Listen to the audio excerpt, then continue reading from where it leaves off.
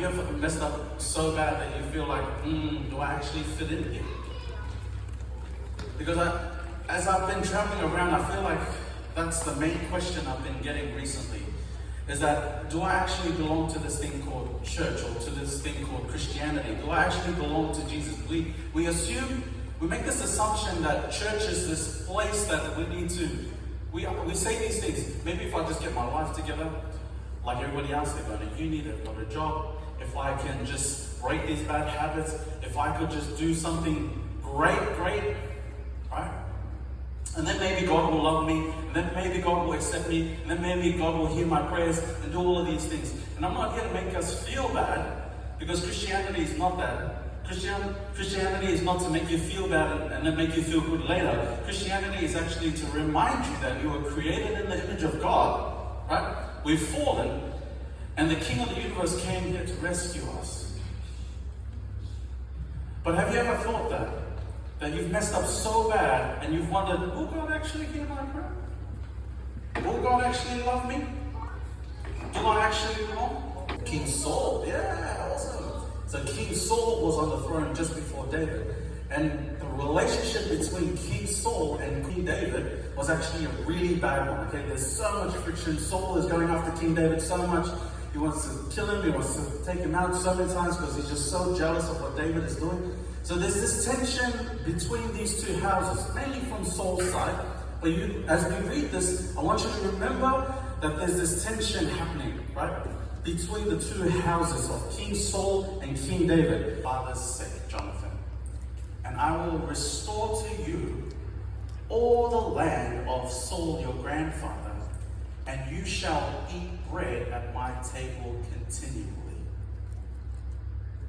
Then verse 8 says, Mephibosheth, when he heard these words come out of David's mouth, he was expecting something else.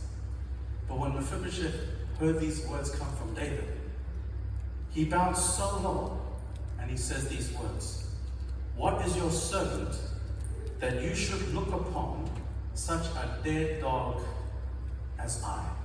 Have you ever called yourself a dead dog? Maybe not in those words, right? I don't know.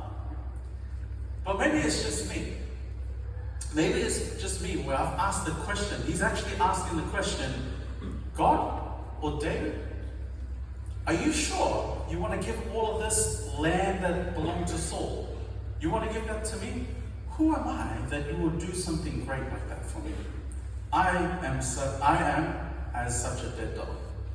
I know in my life, or in my journey with God, I've come to a place so low that I've just looked to the heavens and I've cried. And I'm like, God, you are so good. God, you are faithful. I don't know why you would ever do something like that for me. But Lord, it's because you are good and you are gracious.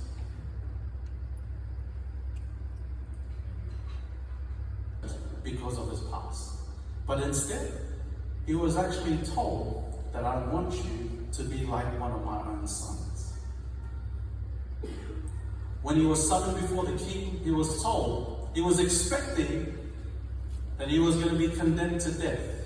But instead, he was told that you have a seat at the king's table. Many a times people think that this Christianity, this Christian relationship, this thing with Jesus is we have to try and be our best in order for God to love us, and then we will belong to him. Mephibosheth had that same, he was like, are you sure you want to do that for me? Why would you do something like this? He expected that. But instead he was told, you have a seat at the king's table. We expect church to be so high that sometimes it actually leaves us behind, and we're wondering if, can I ever be perfect or good enough to go to church? As young people, I want to encourage you instead that God is not waiting for a better version of you. He's waiting for you to come just as you are. If you're expecting change and all this peace and joy that they're talking of, it doesn't happen in your own time by yourself alone. It actually happens when you come and you go all in for him and you make Jesus your supreme, as Pastor Raul was talking about. in chapter 4, the previous chapter, it says that when the nurse heard that Saul and Jonathan, the father, was killed, she picked up this young boy and she ran. And as she ran, she panicked, she dropped this boy, and he became lame in the feet. Why would it go out of that way? Because I can't imagine my boys that way. And I quickly realized this is a story of actually you and me. That once upon a time, we were created in the image of God. But then we've been crippled by this thing we call sin, or what the Bible calls sin. We've fallen away from God. We've missed the mark.